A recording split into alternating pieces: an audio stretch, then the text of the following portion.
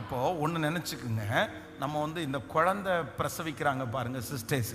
இந்த குழந்தை பிரசவிக்கிற சிஸ்டர்ஸுக்கு கண்டிப்பாக அந்த குழந்தைய 10 மாதம் வயிற்றுல சுமந்து தான் சொல்லுங்க, அவ்வளோதான் ஆகணும். அதை என்ன பண்ண முடியாது, மாற்ற முடியாது. ஐயோ இது எனக்கு வலியா இருக்குது, அதெல்லாம் செய்ய முடியாது அப்படின்னா நம்ம குழந்தைய பெத்தெடுக்க முடியாது. அதே போல ஆண்டவர் சில காரியத்தில் உங்களுடைய காரியத்தில் நான் உனக்கு தாங்கிடுகிற பலன் தருவேன், தப்பி சொல்றதற்கு வழி செய்வேன், என் கிருபை உனக்கு போதும், உன் பலவீனத்திலே என் பலன் பூரணமாய் விளங்கும்.